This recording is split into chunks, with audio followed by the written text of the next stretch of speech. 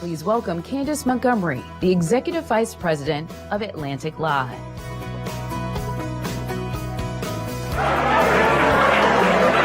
Good evening, everyone.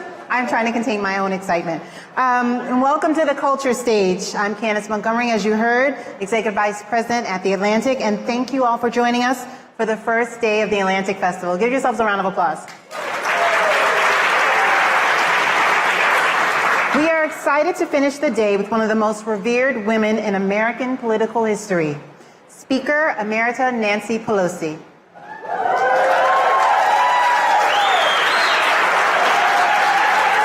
In her new memoir, The Art of Power, My Story as America's First Woman Speaker of the House, she recounts her journey from homemaker to the 52nd House Speaker, along with sharing details about earning a well-deserved reputation as a fierce defender of democracy and a master legislator and negotiator.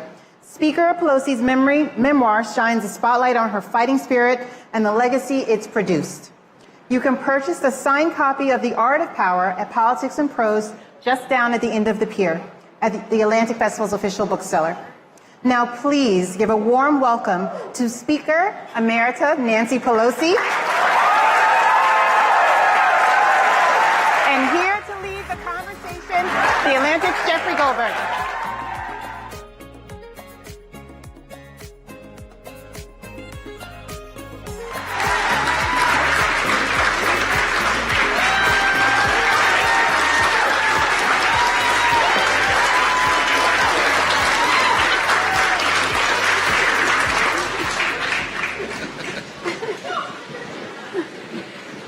So welcome to the Republican Convention of D.C. I don't know what's going on. Probably should get off while the getting's good, right? Probably just leave. Thank you, Madam Speaker, for joining us tonight at the Atlantic Festival. I think this is your 5th or 6th Atlantic Festival. I'm very appreciative. We've done this before.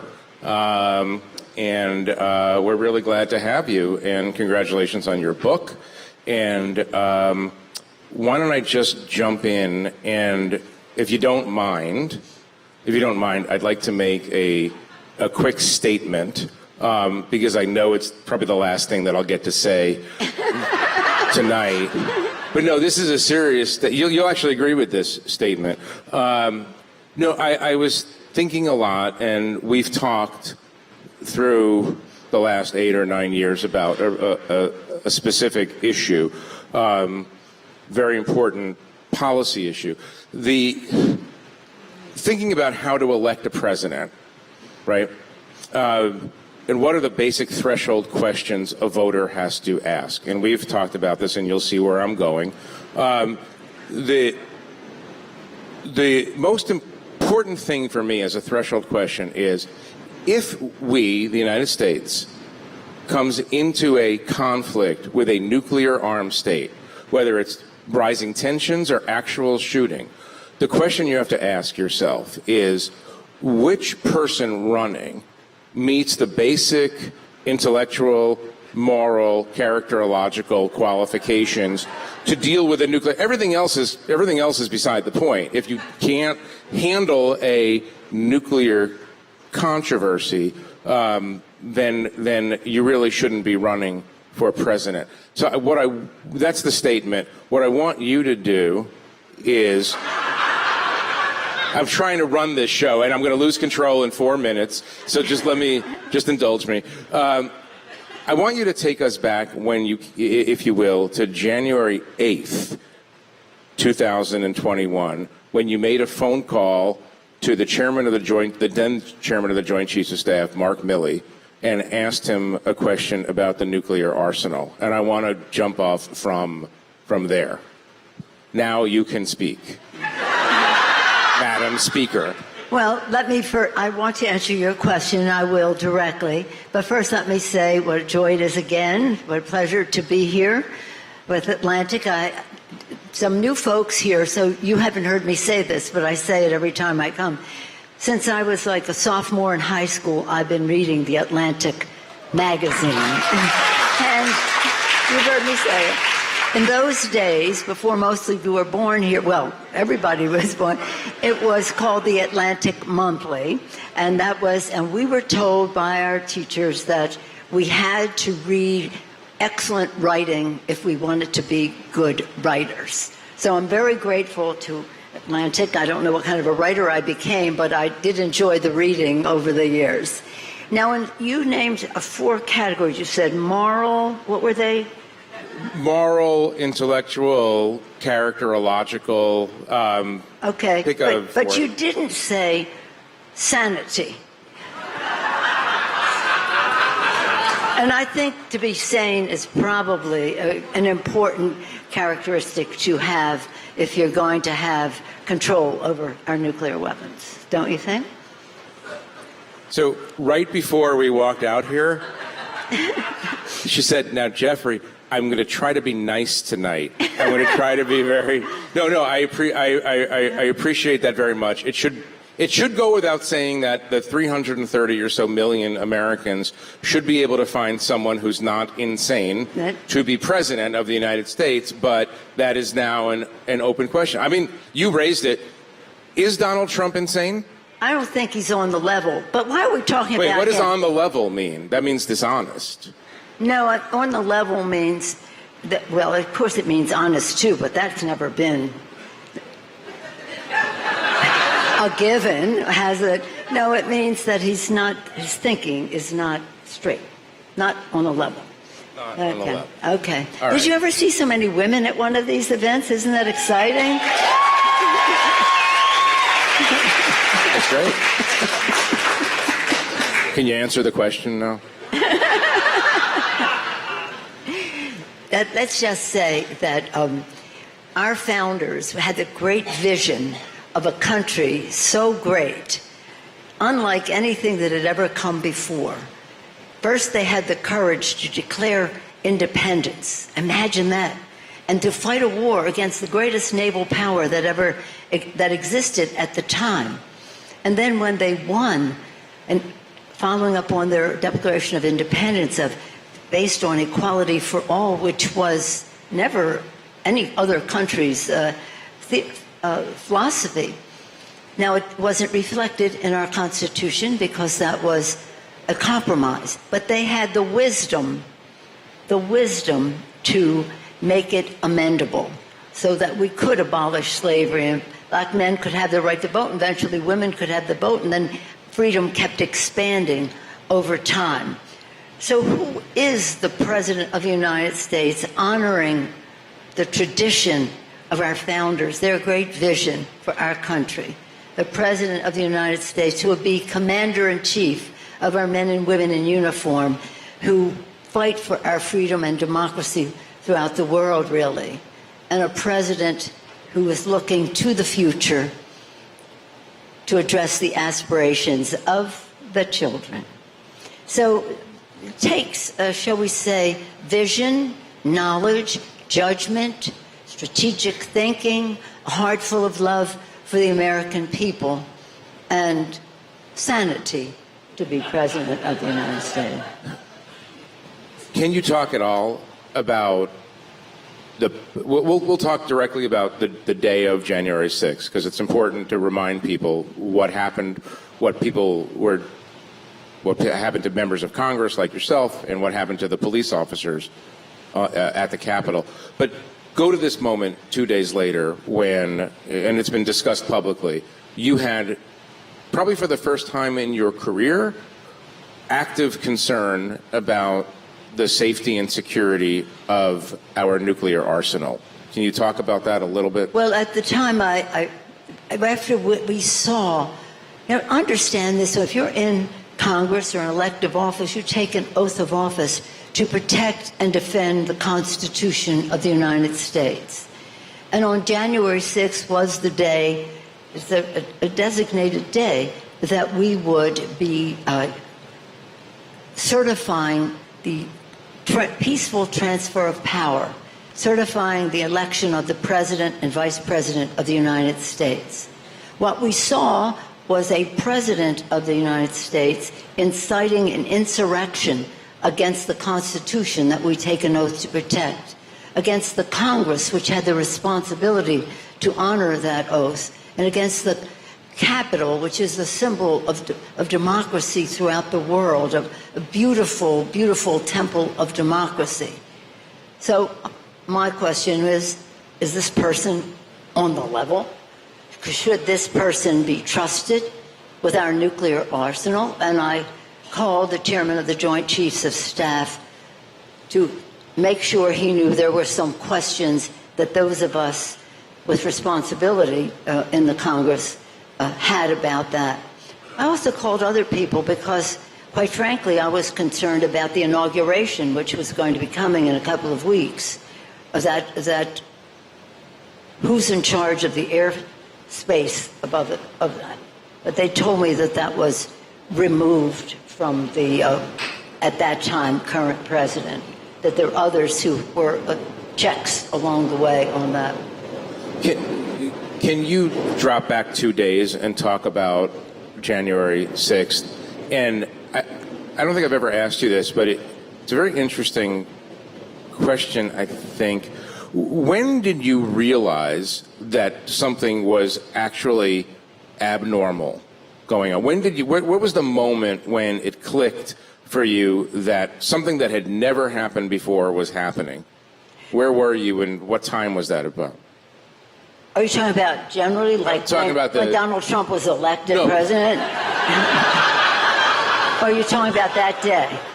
That day. That day when that person... I'm not talking about the escalator in July of 2015. No. I got the chills from that one. But it is chilly here. Here's the thing. On January 6th, we understood that the president was, the then president, I don't even like to reference him, but what's his name, was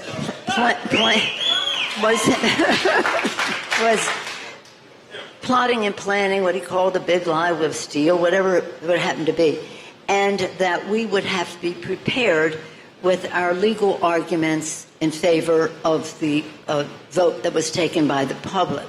So we had arranged this well in advance, that the states, it would be Nevada, Arizona, Georgia, Pennsylvania, Michigan, Wisconsin, that there would be challenges to their certification.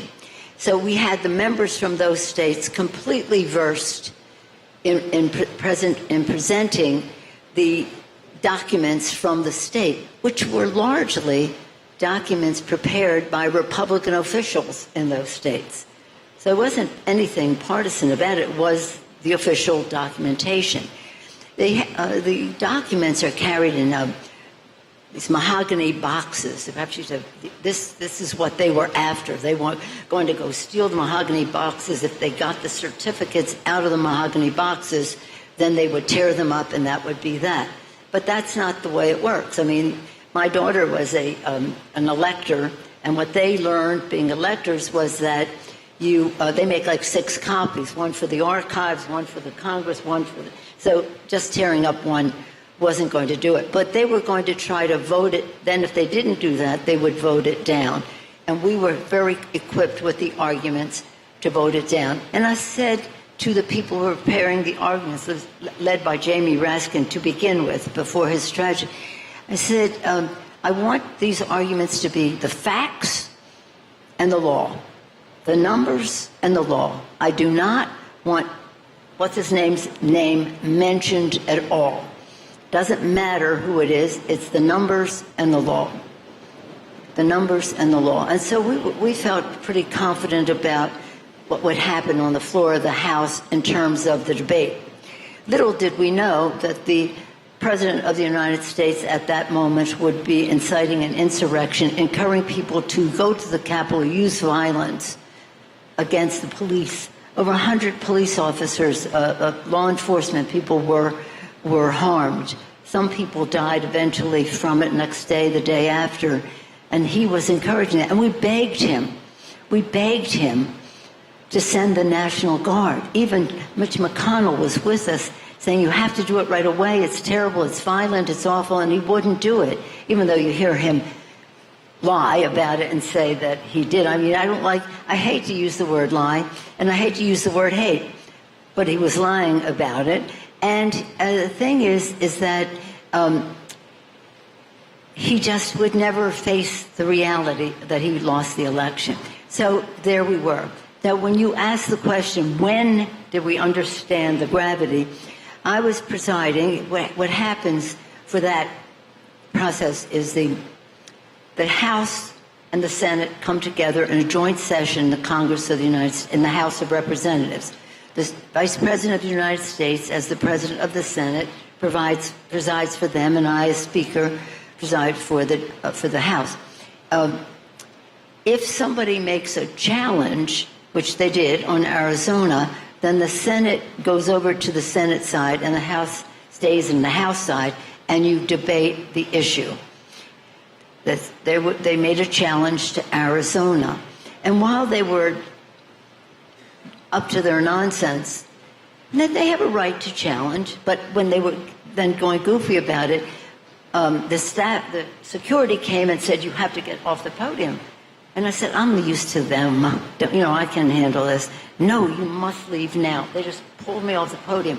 Didn't even take my cell phone or purse, anything. I just off the podium. And this is something different. This isn't just about a debate, however disagreeable and how, shall we say, disgusting it could become. It was about physical violence. So it was about between 1 and 2 o'clock. When did you learn that people were roaming the halls actually yelling, "Where's Nancy?" or, various other imprecations and threats? Yeah, what they did was they took me out, put me in a car, took us to an undisclosed location, which everybody knew where it was, but nonetheless undisclosed. and then they were we're using terrible language and going to hit me in the terrible language brain and all that, but I was worried about the vice president because the president was out to get him too. But they, where's Nancy, where's Nancy, where's Nancy, which was so sad because exactly the guy who broke into our home and was looking for me in the house was saying, that's what my husband heard, where's Nancy, echo of January 6th in our home 2 years later. When they came and assaulted my husband looking for me. But nonetheless, January 6th is a terrible day, and they can't face the reality of it. See, and that's why they have to lie about it. This was just a normal tourist day in Congress. No, not really. That's not the way it goes. And that these people are hostages who've been arrested for assaulting police officers. Two things that were appalling to me that day was stiff competition, because everything was pretty appalling, that they were so disgusting to the maintenance people who maintained the Capitol, calling them foul names and defecating on the floor. I mean, really, this is not a normal day. And this president defending them. And with all of that, the threats, the members hiding under desks, crawling on their bellies like a reptile to get to a door to get away from them, and that when that was all over, and I said, and Chuck agreed, and Mitch agreed, we're going back to the Capitol, because the security said, let's just take the vote in the undisclosed location. Said, no. The world saw the assault. The world will see us take back the Capitol. The undisclosed location was a military base, so that would have looked very... So that's when we went back to the Capitol. But to see, when we took up the vote to confirm the election, overwhelmingly, the Republicans voted no. They voted no, not to honor the votes of the American people. That was stunning. Not all of them, but overwhelmingly, their leadership and all the rest voted no. And the worst thing to me was the trauma I saw in the eyes of our staff. They're young, idealistic people come to Washington to bring their values, to learn about and bring values of our founders and the rest into the whatever life they choose. After that, they were scared to death. They were traumatized. They had to hide under desks for hours in the dark silently with doors locked and furniture pushed up again. This was a very violent attack. But the thing is that that was a Wednesday, January 6th. January 13th, a Wednesday, we introduced the articles of impeachment because of the president inciting an insurrection. And on Wednesday, January 20th, we inaugurated Joe Biden and Kamala Harris, President and Vice President of the United States. You mentioned the word trauma. I want to ask about your husband, his current health. We all saw what happened. We all know what happened.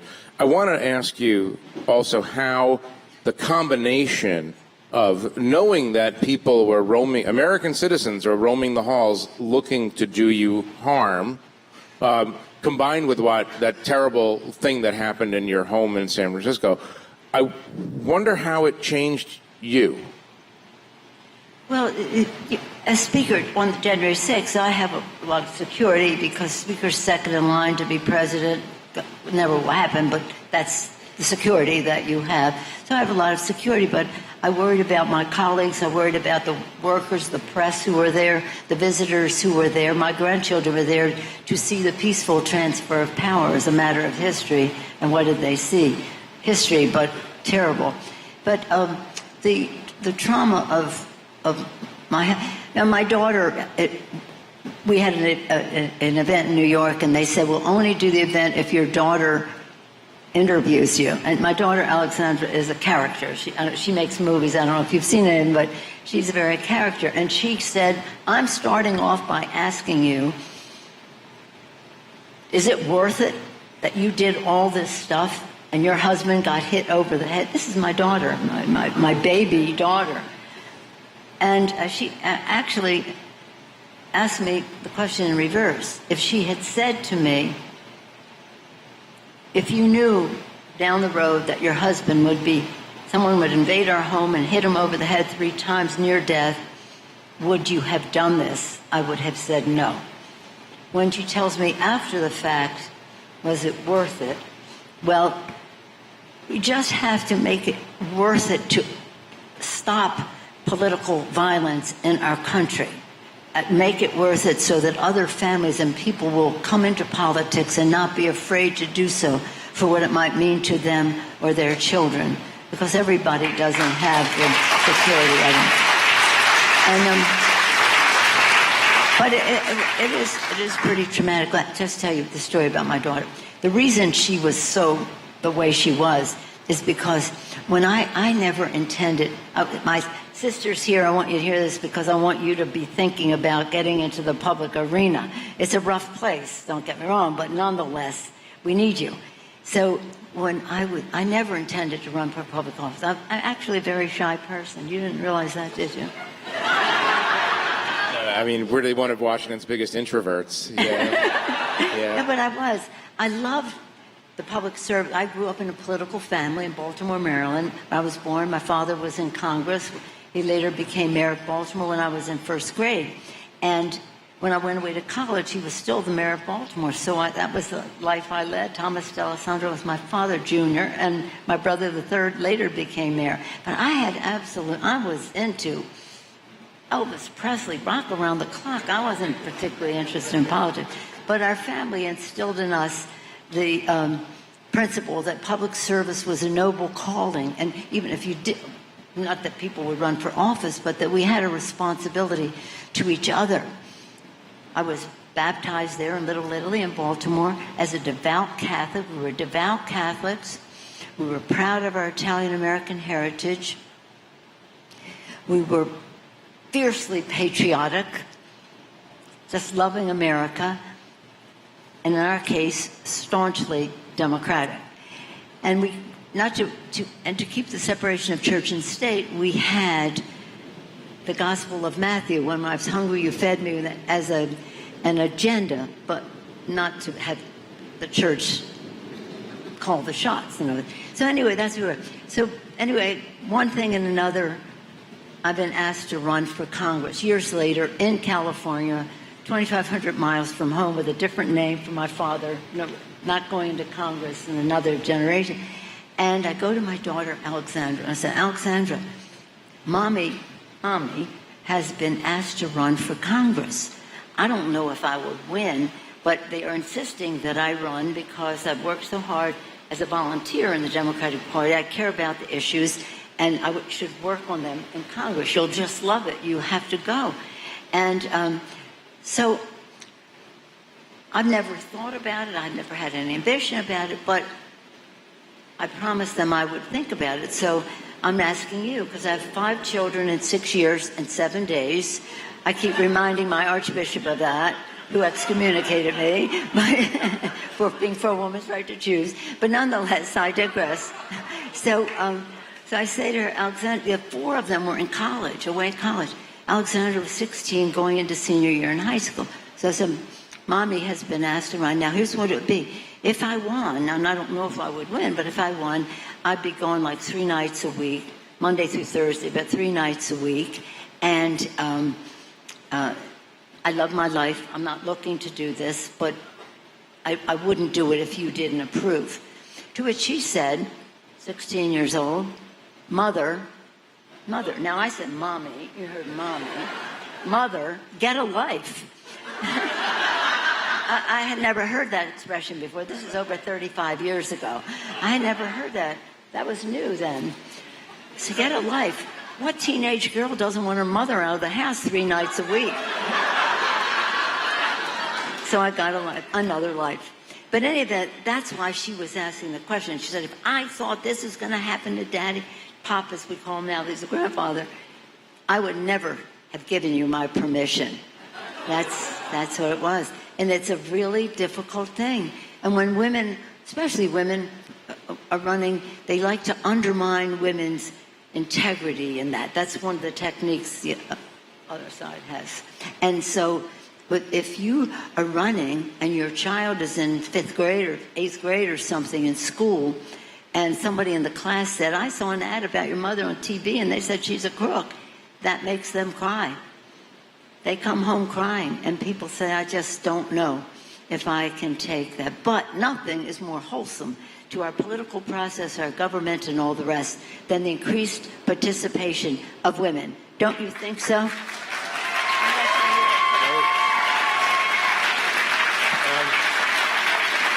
Let me ask one more question on this, because it is a very serious thing. Have you ever discussed this subject, the general subject of your life in public, with your husband since that incident? No, we've never had the conversation. The doctors don't want him to relive it so much because it's traumatic, and he knows it would be very scary to me and to our children.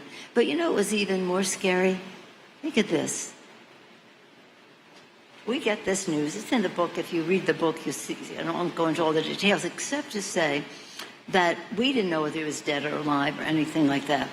And we find out that he has like a centimeter away from not being alive. But anyway, when it became news that he had been attacked, the former president of the United States made a joke of it on the social network and all of that, and audiences, and his people laughed. They thought that was a riot.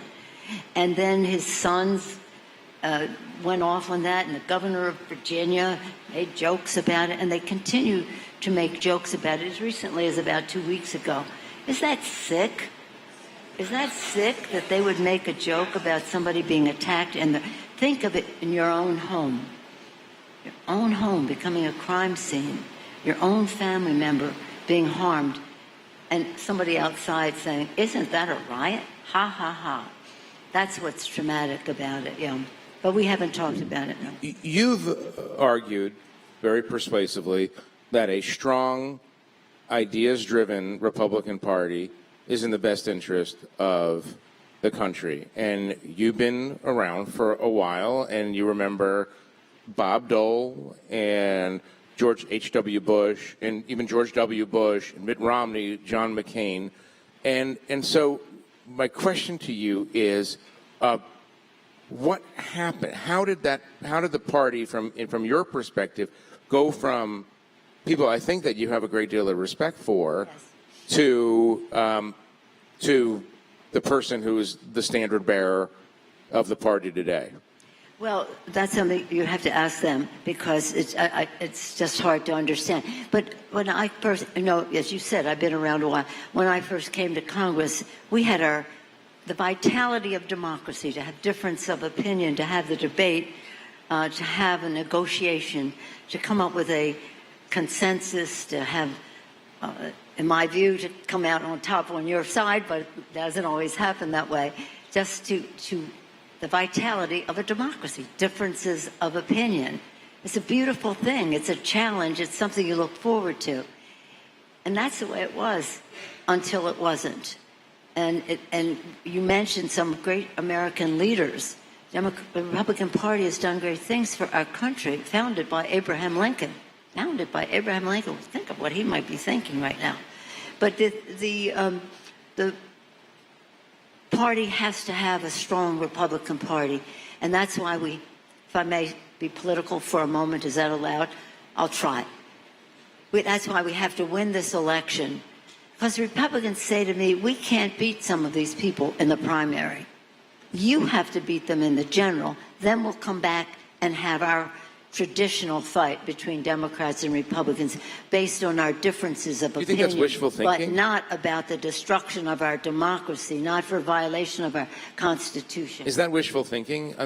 Obviously, you have a lot of people coming to you privately and saying, we have to get our party out from under this family. Yeah. But is that is that a pipe dream at this point? You just have to talk to the Republicans about that. I'll be the last person to say what their course of action is. But I have worked closely with Bob Dole when I spoke at his 90th birthday, or one of his big birthdays. The Republicans were like, why is she speaking? He said, because she's my friend. We've worked together. We respect each other. That's why she's speaking. And you know that Senator McCain is a national hero, even though not on the level, what's his name, was saying they shouldn't have been captured. I'm just for people who aren't captured, and really degrading the patriotism and the love of our country of John McCain. It's something. It's not.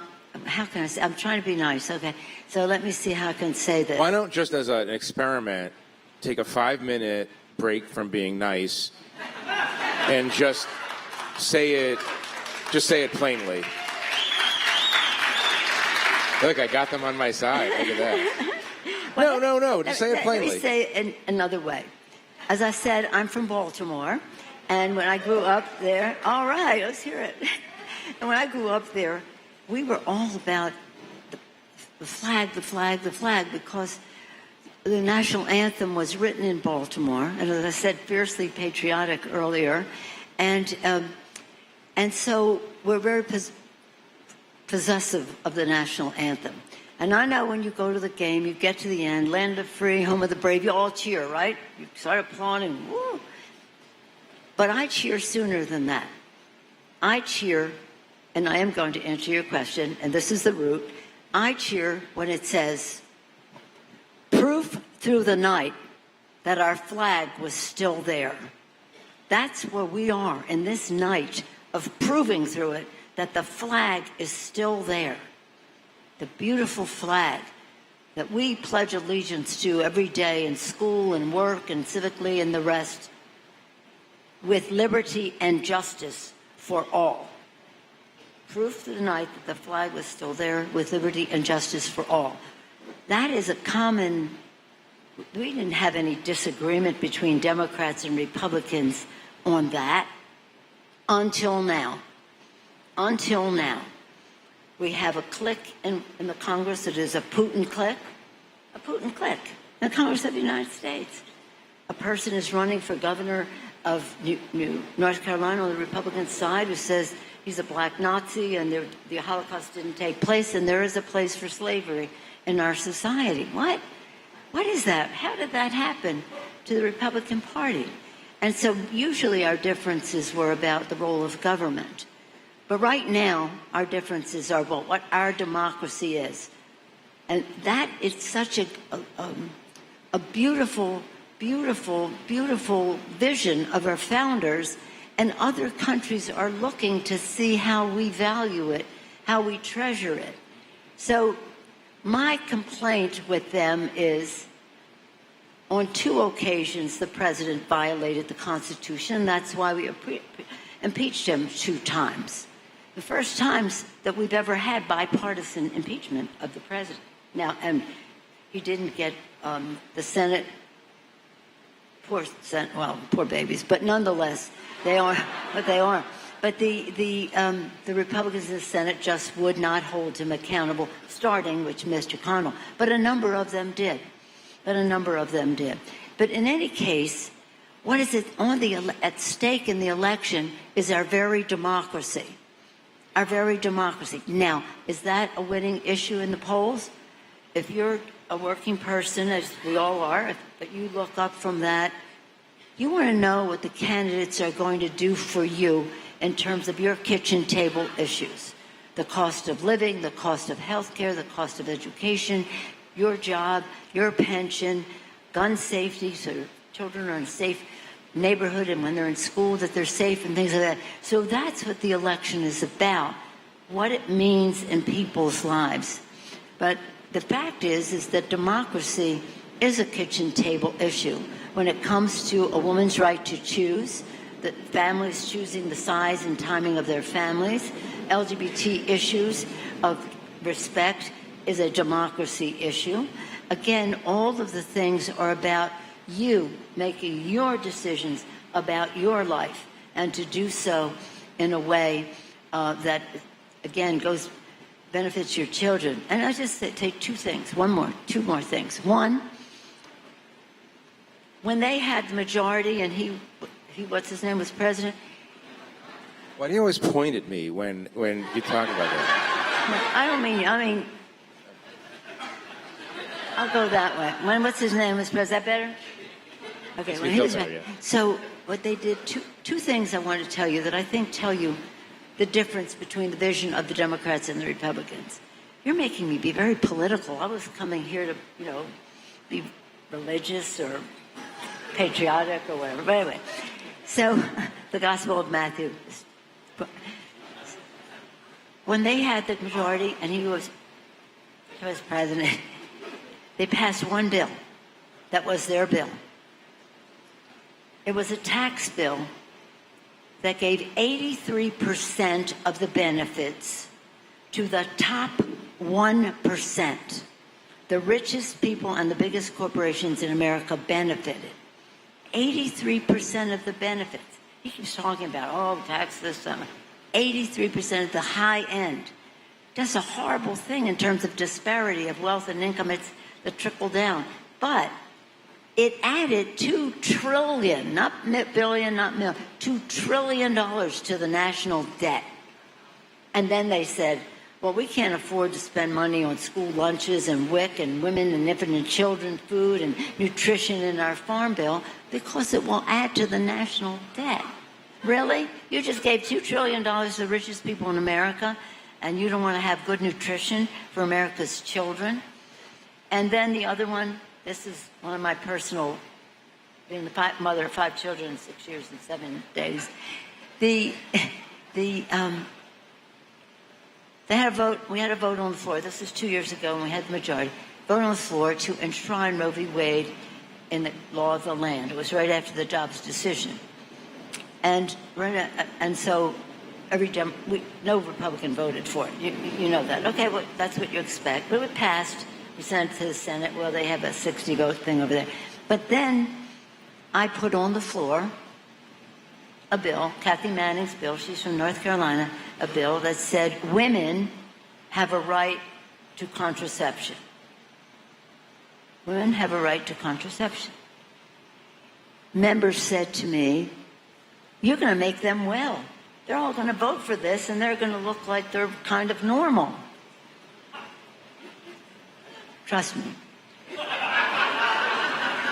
195 Republicans voted no. Women do not have a right to contraception. 8 voted yes. That's what we're fighting in all this. Personal freedom. It's a democracy issue. One of the many things. It's about the environment. It's, of course, about the economy and the rest. But this is a really important election in terms of our flag still being there. Before we get to a question about religion and the exercise of earthly power within the context of your deep religious faith, I want to ask you a couple of more political questions about this current moment. And I want to start by asking you if you have spoken to President Biden since he announced that he was not going to run. No, I haven't. I've spoken to him many times over the years. We've been friends for decades. He is the most consequential president of our generation. Any president would admit that because he accomplished so much. His legacy is one for that kitchen table. Every bill he passed, what does this mean to the workers? What does this mean to the families? What does it mean for equity so that people can all participate in it, not just have it be incremental in terms of its benefits? A great president. And he, I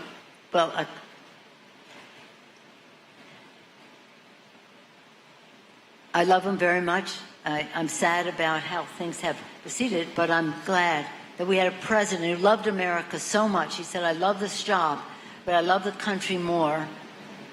And so patriotically and selflessly and courageously, he passed the torch.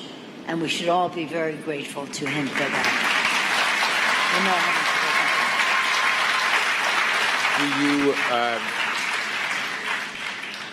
What is your advice to Kamala Harris about reaching, because right now it's a toss-up, more or less a toss-up. What is your advice to Kamala Harris about reaching constituencies that she needs to get, key constituencies in Pennsylvania, for instance, to join her team? Well, I always, and I'm saying this to all of you, should you decide to venture into the political arena, you just have to be yourself. She has a great legacy that she's running on, the Biden legacy. So people say, oh, is she going to embrace it or is she going to go away? No. Embrace it, but spring from it. It doesn't say this is it. I love this phrase. We didn't come this far to stay this far.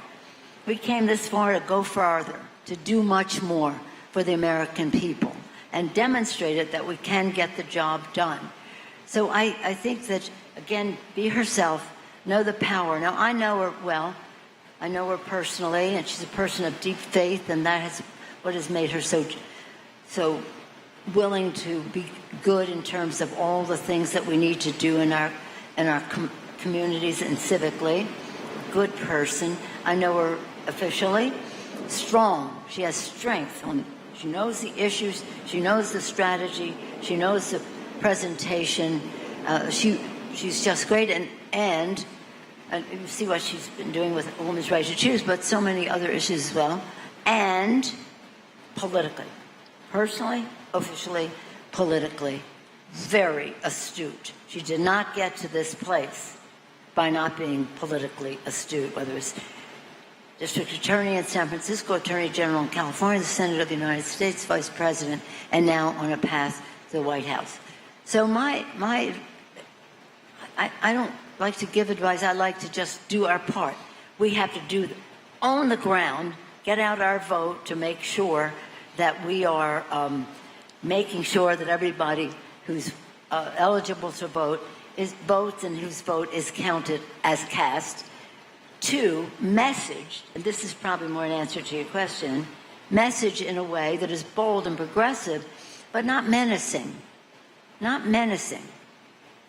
Unifying. We have to unify the country. We cannot be like them.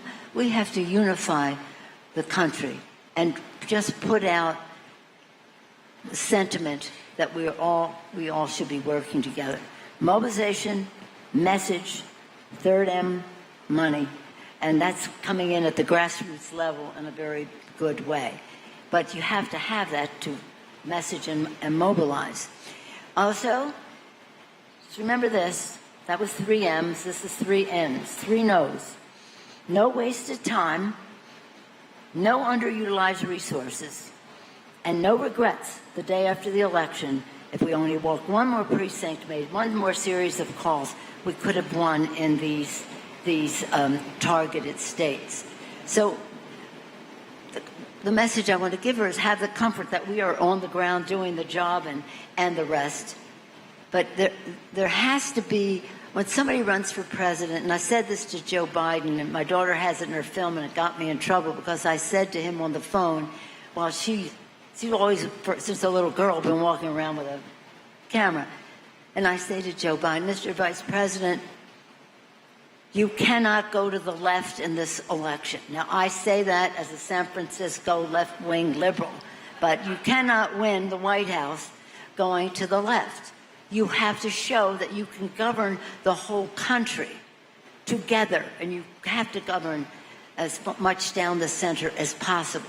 I was in 2 states recently, Michigan and Wisconsin. In both states, I said, in Michigan, what works in Michigan works in San Francisco. What works in San Francisco may not work in Michigan in terms of how far we want to go to the left. Same thing, I said it 2 days ago in Wisconsin. This works in Wisconsin. So there has to be a sentiment in the public that we are a community. And that word community has the word unity in it, that we're bringing people together. We can all have our disagreements about how far you want to go on this and what issues should be prioritized. That's the vitality of the system. But not to have it be something that looks like it's cutting people out.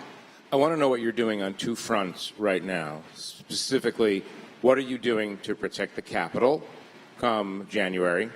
Let's positing there that Kamala Harris wins narrowly, and I think it's a fair assumption to make that Donald Trump will not willingly accept that result. So what are you doing in Congress to prevent a recurrence of what happened? And the second is, what are you doing to prepare the country for the possibility that Donald Trump becomes president again?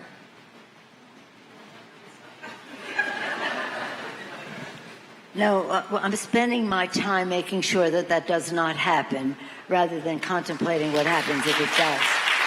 It just can't happen. It just can't happen.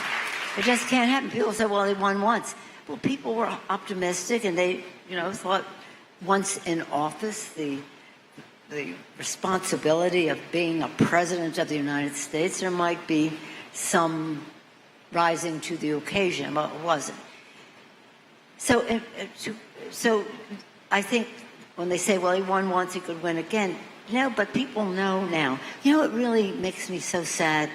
And I spoke to a group of corporate leaders yesterday at the Yale session, and I said, were you there? I don't know if you were there, but I go there regularly. I don't know why they invite me, because I'm not the corporate class, shall we say, but nonetheless, they do.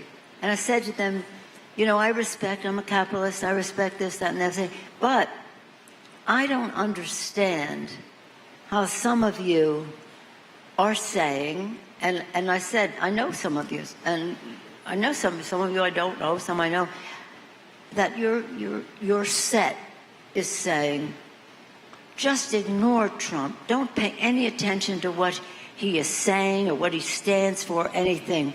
Just look at what it's going to do to our tax returns. These are rich people. That's their patriotism. They want to know what it's going to do to their tax return. The top 1% getting 83% in the tax bill and he's promising to do the same thing, and that's all that matters to them. Not the air their children breathe, the water they drink, saving the planet from the climate crisis, saving our kids from gun violence, saving the democracy from the assault that the former president has made on it. All they care about is that 83% going to the top 1%. I don't call that patriotism. I think that's pretty sad testimony of them. I don't know if their children don't breathe air or drink water or are going to live to the future and want a good planet, a democracy that has this word they don't like so much, fairness in it, so that we can stop the disparities in income and opportunity in our country. So we have a different vision in terms of don't pay attention to anything he says. 195 Republicans voted that you don't have a right to contraception. Remember that. That means something. So I don't prepare for his winning, but I prepare deeply in our winning. Now, in terms of the day, see, we don't have, it's a funny thing because the District of Columbia is not a state, as you know. Sadly, I wish it were, but it's not a state. And so the mayor, the leader of what happens to be a mayor, doesn't have the authority to call up the National Guard. Governors can do that, but the mayor cannot. That's with the President of the United States, the Commander-in-Chief. So we were calling the Secretary of the Army because he has that authority, Secretary of Defense. Oh, God, it takes time. This is hard, you know, all that kind of thing. And the President of the United States. So what has been done already, the executive branch has said that that day, January 6th, will be a special security occasion. They do that for like the Super Bowl or some things like that, but they wouldn't have done it for just Congress passing the procedure that we had to do that day. Nobody could have foreseen it, you know, inciting of an insurrection by a president. But so that is already come down from on high because we do not have the authority in the Congress to do that. In fact, the Speaker and the leader, the Speaker now and the leader, do not have that authority. It's in the hands of the Chief of Police and the this and the that. Let me just say one more thing. One thing that is very, very urgent. Make sure you do everything you can to make sure this happens. Hakeem Jeffries must be the Speaker of the House on January 6th. He must be. He says she immodestly, it's a good thing I was 3.5 years ago.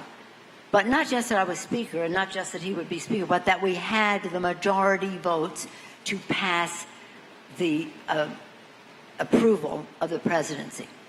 Whoever wins, we must accept the results of the election for a peaceful transfer of power. Let me ask you this final question. There's so much that we didn't cover, including most of the rest of the world, but the issues that are facing us in the next 40 or 50 days are incredibly important. I want to ask you, you raised it, the book is shot through with expressions of faith, biblical quotations, discussions of your own spiritual development. And, you know, you are, you know, the Velvet Hammer to some degree in Washington. What? The Velvet Hammer. The velvet, you know, you are a very powerful person. You know how to use political power in a very, you know, earthly way. How do you reconcile the application of political power with your faith? How have you kind of reconciled the hard things that you have to do with what you think of as your command to be a good Christian? Well, I don't see them in contradiction. I always say to people when I run for office, know your why. Why are you running? Because this is tough, as I said earlier. This is rough. And if you know your why, then you can take the heat. If you know your why, I'll quote another Republican president, Teddy Roosevelt. Teddy Roosevelt wrote the great speech in the arena. Isn't it beautiful? The great statement. You should all read it if you haven't already. And in it he said, when you're in the arena, you're no longer a spectator. So I say to people who want to run for office, or to my colleagues, or to you, as to when I left, my why was the children. 1 in 5 children in America lives in poverty and goes to sleep hungry at night. How could it be in the greatest country that ever existed in the history of the world? So that took me from housewife to House member to House Speaker. And so I say to people when they want to run, when you're in the arena, sometimes you have to take a punch. And sometimes you have to throw a punch for the children. Always for the children.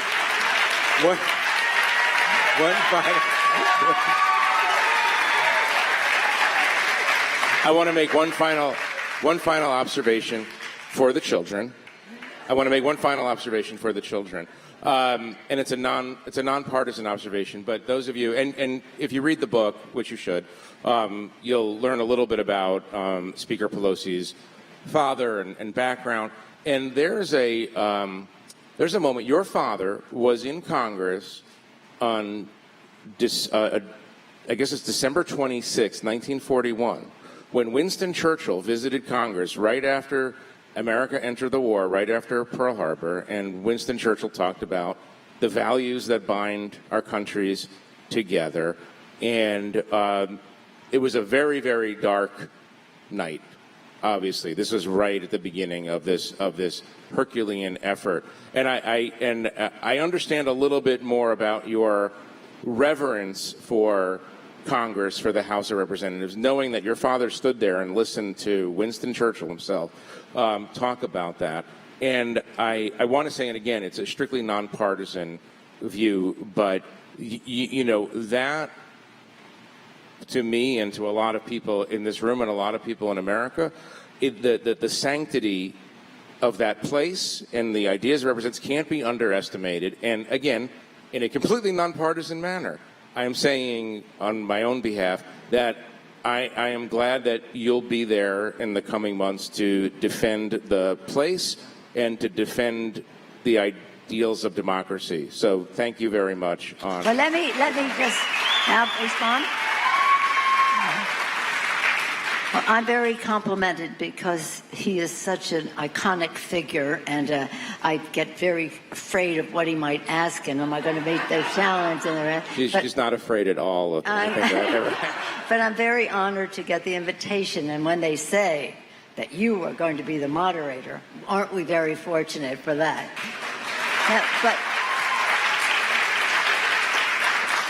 But let me close. Did I say that already? Let me close with this, because he talked about my father being in the chamber when Churchill came. When we won the majority, the first State of the Union, just a couple months later, was George W. Bush. George, and I love the Bushes. I mean, I didn't love the Iraq War, that, but I loved the Bushes. So anyway, George W. Bush comes in, and what the president does at that time, he gives a copy of the speech to the vice president, a copy of the speech to the speaker. When he came in, he gave me the speech, and then he turned around, and he said, "I'm the first president in history to ever start my speech by saying, 'Madam Speaker.'"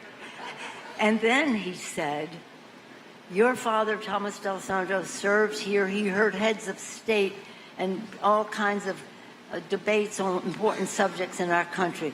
Never could he imagine that his daughter would be Speaker of the House." It was really a beautiful, lovely, lovely gesture.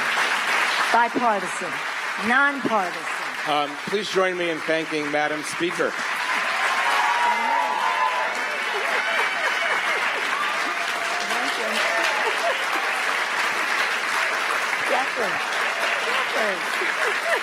That one.